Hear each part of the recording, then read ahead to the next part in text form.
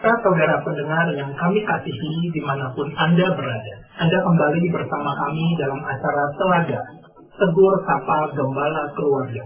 Acara ini diselenggarakan oleh Lembaga Bina Keluarga Kristen atau LBKK bekerja sama dengan radio kesayangan Anda ini. Saya Nicholas David akan berbincang-bincang dengan Bapak Pendeta Dr. Paul Gunadi, seorang pakar dalam bidang politik. Kami percaya acara ini pasti bermanfaat bagi kita sekalian. Selamat mengikuti.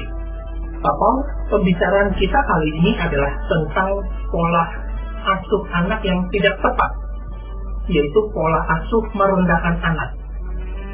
Memang ada ya orang tua yang dalam mengasuh anaknya justru merendahkan anak.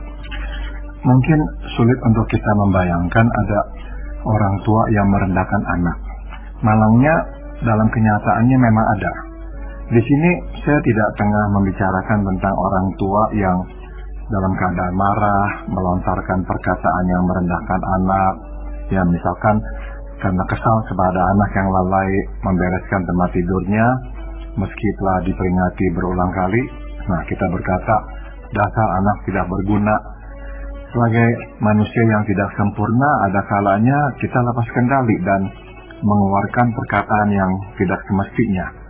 Di sini saya membicarakan tentang orang tua yang pola asuhnya adalah merendahkan anak. Dengan kata lain, merendahkan anak adalah bagian dari interaksi orang tua dan anak yang konstan, yang terus berulang. Misalkan orang tua terus membandingkan diri anak dengan anak lain yang berprestasi lebih baik. Misalnya mereka berkata, kamu tidak sepandai dia. Nah, suatu anak menunjukkan prestasi yang baik, orang tua berkata, ujian seperti ini mudah, semua anak pasti mendapat nilai yang baik. Nah, inilah pola asuh merendahkan anak yang saya maksud. Tidak bisa tidak, pola asuh ini berdampak pada perkembangan jiwa anak. Seperti apa, Pak Paul, dampak dari pola asuh merendahkan anak ini bagi perkembangan jiwa anak? Pertama, anak mengembangkan penilaian diri yang rendah. Pada dasarnya, kita membangun penilaian diri dari pengamatan orang terhadap apa yang kita perbuat.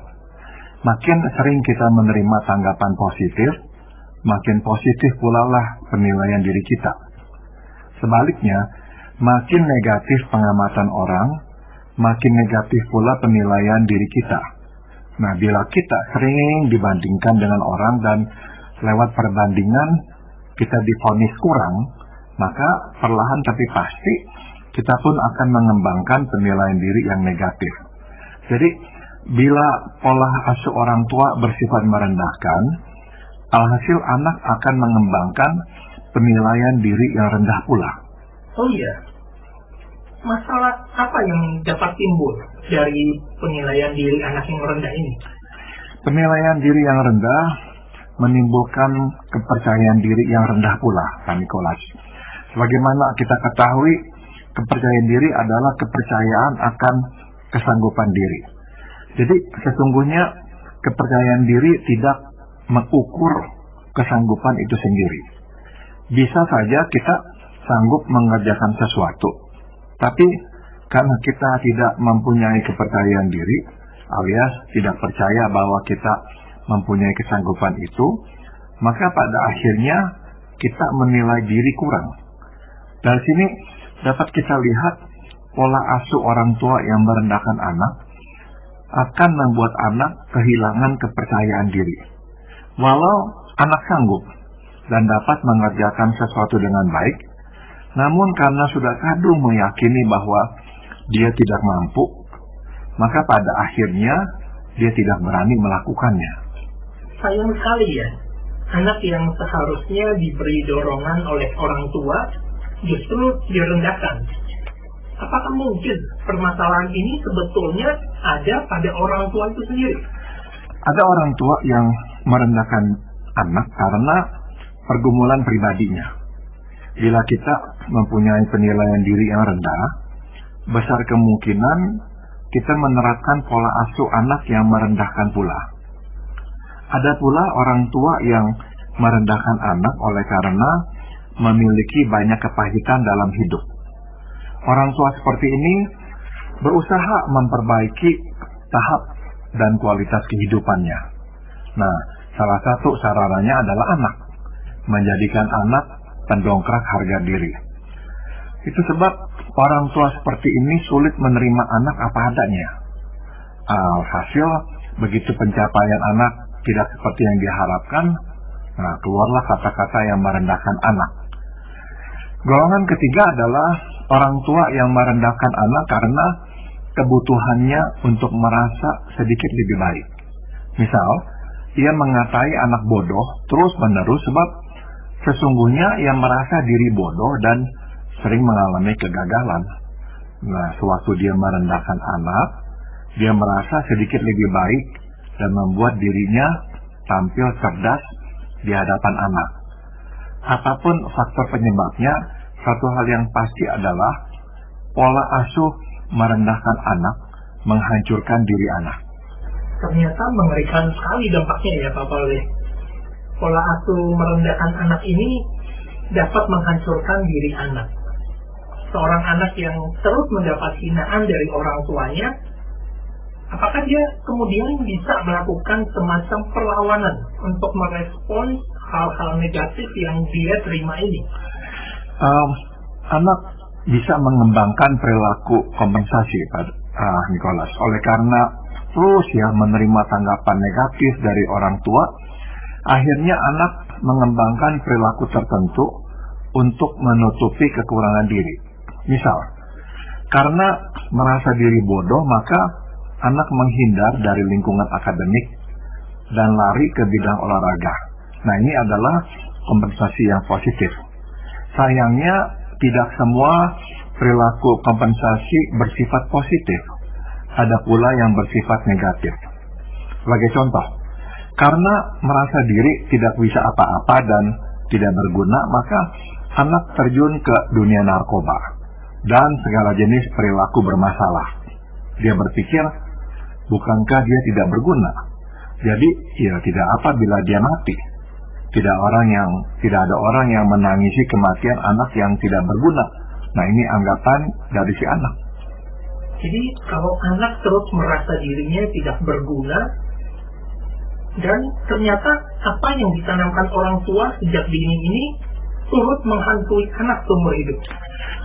Betul ya, jadi anak itu akhirnya mengembangkan keterikatan yang tidak sehat dengan orang tua.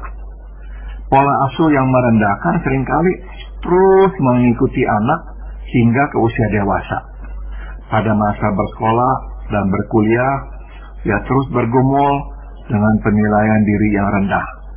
Atau bila anak kadung mengembangkan perilaku kompensasi, perilaku itu terus menjadi bagian hidup si anak hingga di usia dewasa. Di dalam pergaulan dan akhirnya dalam pernikahan, pola asuh merendahkan terus mewarnai kehidupan anak. Singkat kata, anak tidak pernah dapat sepenuhnya lepas dari pengaruh buruk perlakuan orang tua yang merendahkan. Seyogianya, anak mengembangkan diri yang bebas dari pengaruh orang tua. Dalam pengertian, dia dapat memilih untuk menerima atau menolak pengaruh orang tua pada dirinya. Anak yang menerima pola asuh merendahkan biasanya mengalami kesulitan untuk memisahkan diri dari pengaruh orang tua yang negatif. Dan ini banyak disayangkan, sebab pada akhirnya anak tidak pernah dapat bertumbuh menjadi dirinya sendiri.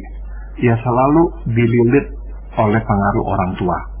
Saya perhatikan di sini pola asuh yang merendahkan sangat berhubungan dengan perkataan atau ucapan yang dilontarkan orang tua pada anak. Apakah demikian, Bapak? Benar, Nicholas ya. Firman Tuhan di Amsal 10 ayat 21 berbunyi, bibir orang benar menggembalakan banyak orang. Pola asuh yang sehat adalah pola asuh yang membangun, di mana lewat perkataan yang positif dan bijak, orang tua mengembalakan anak sehingga cukup makan dan minum secara rohani dan terlindung dari yang jahat. Tuhan mempercayakan anak kepada kita, bak domba kepada gembala. Nah, kita harus berusaha menjadi gembala yang baik. Salah satu caranya adalah mengatakan perkataan yang membangun, bukan menghancurkan anak. Pak Paul, dalam hal perkataan ini, apakah boleh Pak Paul memberikan 1-2 contoh perkataan yang merendahkan dan yang membangun? Misalkan anak itu ya tidak mempunyai prestasi akademik yang baik ya. Kita ini mesti melihat penyebabnya. Kadang anak itu memang lalai belajar, malas, tidak bertanggung jawab. Nah, sudah tentu kita boleh dan seharusnya menyoroti hal-hal yang negatif itu. Kita bisa berkata, kamu seharusnya lebih rajin, kamu nggak menggunakan waktu dengan baik, kamu kurang bertanggung jawab, dan sebagainya. Itu nggak apa-apa.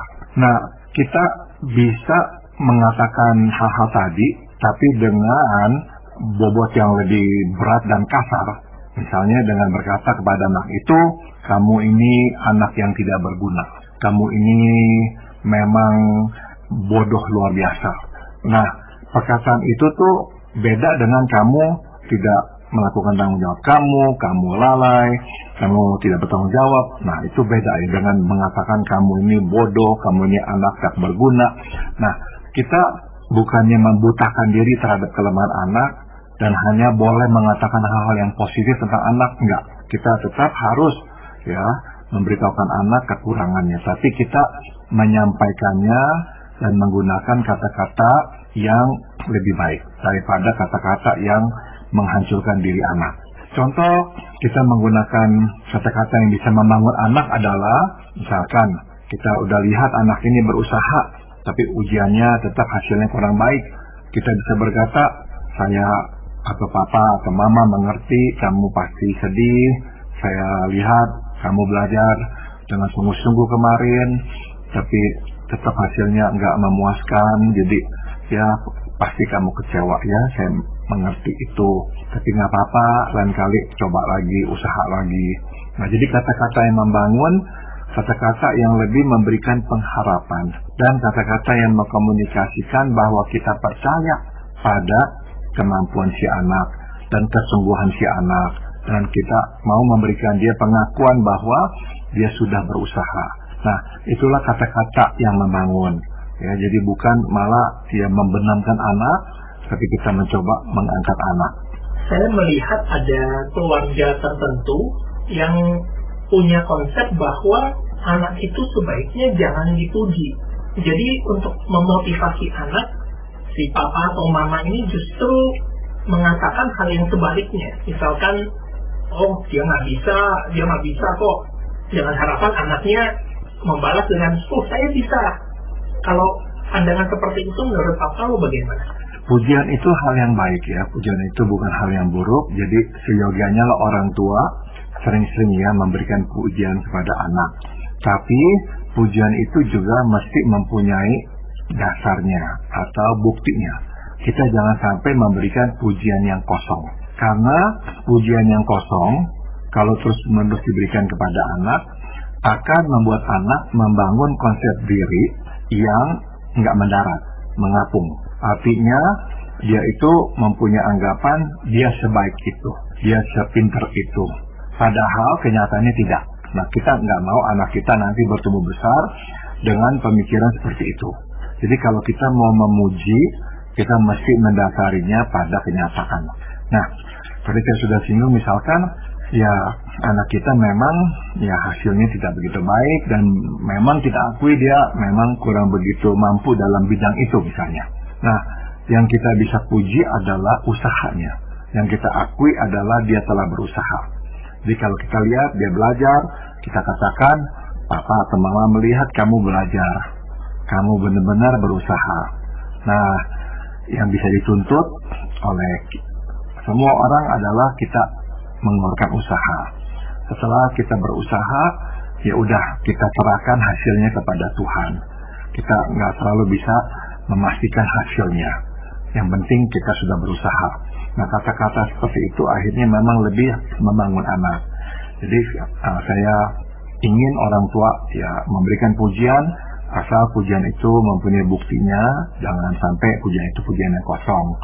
Jadi jangan sampai takut ya orang tua itu memuji anak, jangan sampai takut anak itu nanti kepala besar lah dan sebagainya. Enggak.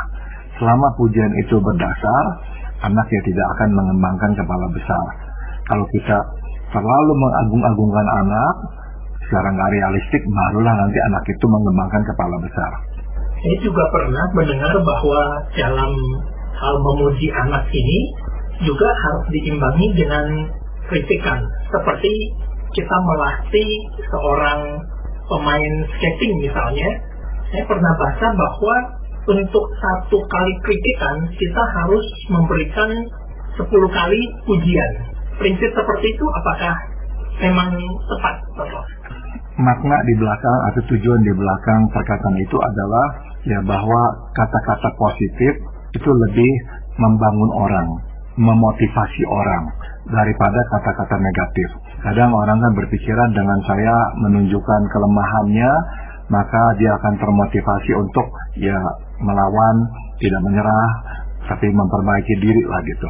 Nah, memang udah tentu betul ya kata-kata yang positif itu lebih membangun ketimbang kata-kata yang negatif.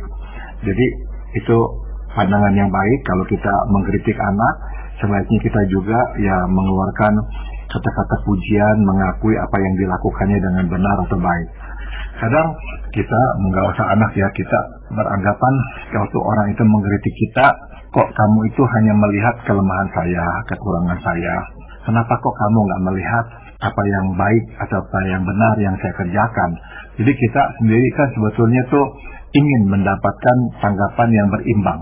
Waktu orang mengkritik kita, orang juga bisa menunjukkan perbuatan yang baik atau benar yang kita lakukan.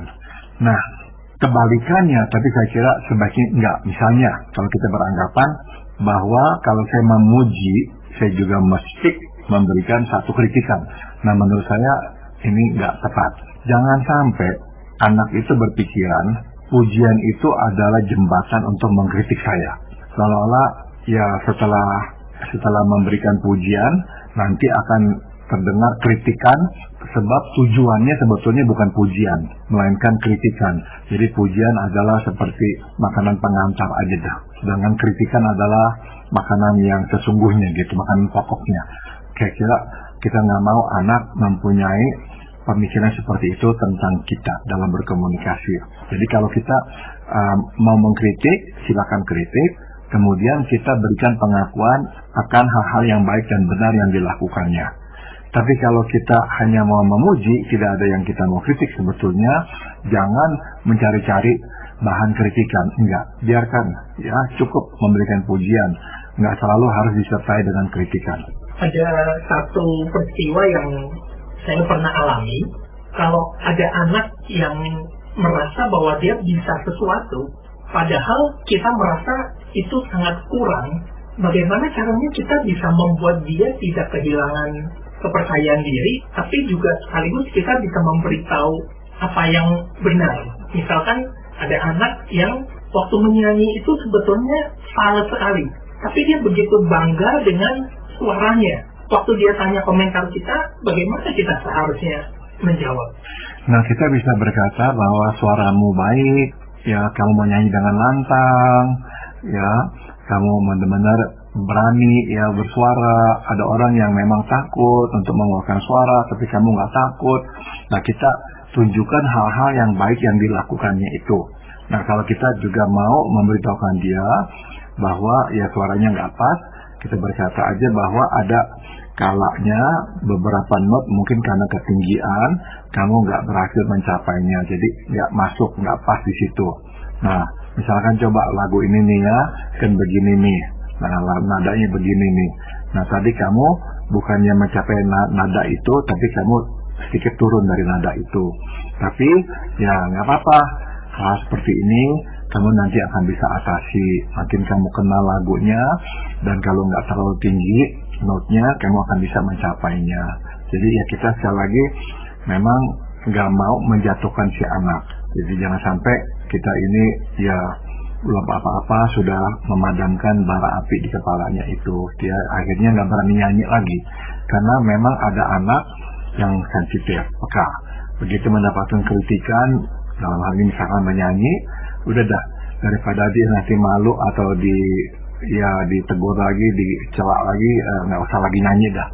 Nah, kita mau berhati-hati jangan sampai anak itu mengalami reaksi seperti itu. Tadi ada anak yang sensitif ya. Sebaliknya kadang kita menjumpai juga ada anak yang sangat tidak sensitif, dalam arti boleh dikatakan bebal. Orang tuanya sudah katakan ini itu, dia tetap nggak mau dengar.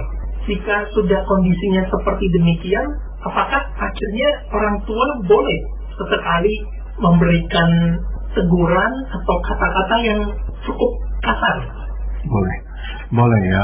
Sebab anak perlu melihat bahwa tindakannya atau sikapnya itu tuh bisa merugikan dirinya sendiri.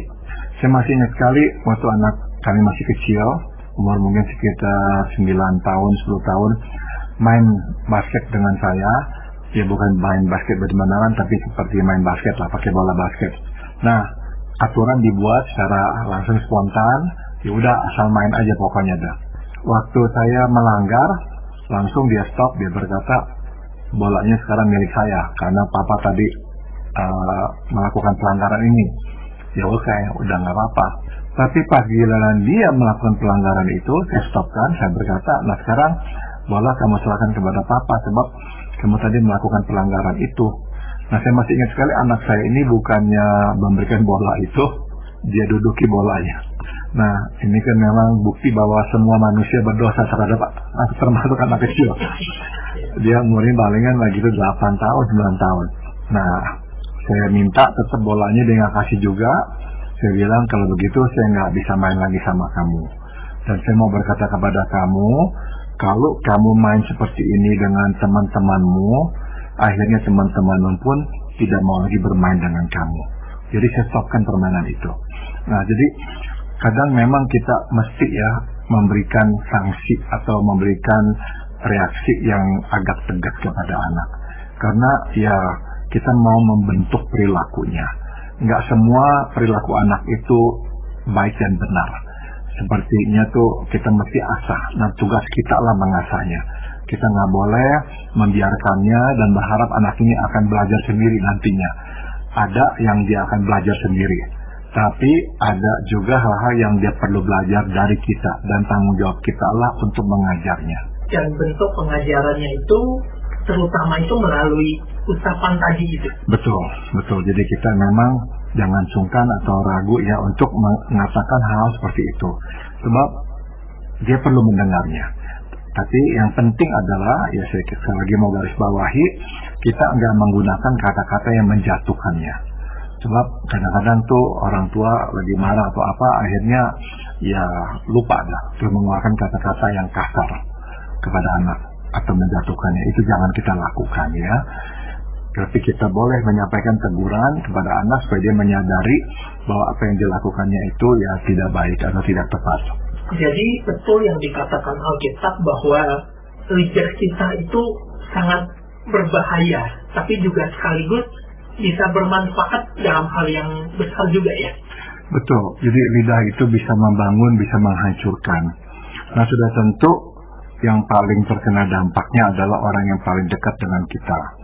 Kita ini sebagai orang tua, ya memang kan lebih besar badannya, lebih berotoritas terhadap anak. Jadi kita ini lebih bisa sembarangan sama anak. Dengan sesama orang dewasa, bahkan dengan pasangan kita ya lebih bisa mengerem. Karena kita tahu ya dia orang dewasa, dia bisa membalas kita atau bisa ya melawan. Tapi dengan anak kan kita nggak merasa begitu. Kita tahu anak kita ini ya masih kecil dan harus terima kita, harus dengar kita orang tuanya. Jadi kalau kita nggak jaga diri, kita ini mudah sekali lepas kendali. Maka kadang-kadang keluarlah kata-kata yang menyakitkan hati anak. Mungkin banyak orang tua nggak menyadari ya, tapi sebetulnya kata-kata itu tuh nggak hilang, nggak lenyap. Seringkali kata-kata itu malahan tertancap dan berakar di hati si anak itu sampai di usia dewasa. Nah, jadi kita mau menjaga ya. Jangan sampai orang-orang yang Tuhan percayakan kepada kita untuk kita bangun, malah kita hancurkan. Dengan begitu dahsyatnya pengaruh dari perkataan kita, mungkin orang tua sekali perlu minta maaf kepada anak. Saya setuju ya. Jadi jangan sungkan ya untuk mengakui apa yang kita lakukan dan bahwa itu nggak tepat atau itu salah. Saya melakukan itu juga ya dengan anak saya. Saya pernah menghukum anak saya dan saya kira hukuman saya itu nggak tepat. Nah, waktu dia sudah mulai lebih dewasa, saya pernah ngomong dan saya berkata, saya menyesal sekali. Saya mengingat perbuatan saya itu waktu menghukum kamu, dan setiap kali saya mengingatnya, saya merasa sangat-sangat menyesal. Dan saya minta maaf. Jadi ada beberapa kali saya meminta maaf atas perbuatan saya.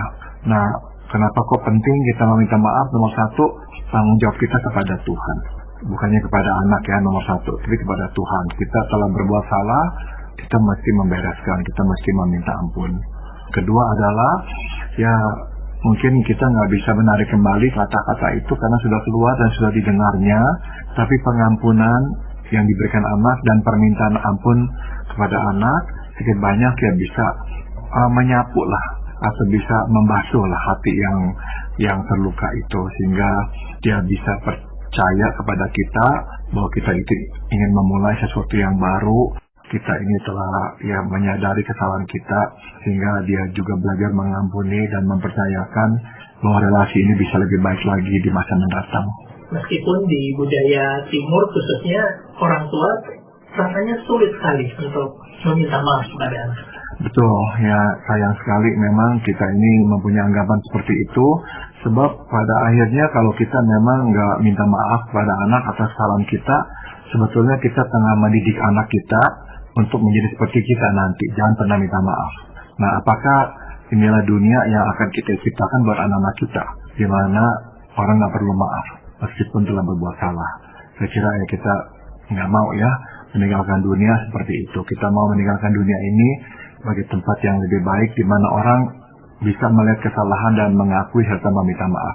Terima kasih, Pak Paul, juga para pendengar sekalian yang telah dengan setia mengikuti perbincangan kami dalam acara Telaga Tegur Sapa Gembala Keluarga. Jika Anda berminat mengetahui lebih lanjut mengenai acara ini, silakan menghubungi kami melalui kantor Lembaga Bina Keluarga Kristen, Jalan Cimanuk 56 Malang. Anda juga dapat mengirimkan email ke telaga@telaga.org. Kami juga mengundang Anda mengunjungi situs kami di www.telaga.org. Di sana, Bapak Ibu, pendengar kalian bisa mendapatkan arsip-arsip pembicaraan yang telah disiarkan. Saran-saran, pertanyaan, serta tanggapan Anda sangat kami nantikan. Akhirnya dari studio, kami mengucapkan terima kasih atas perhatian Anda dan sampai jumpa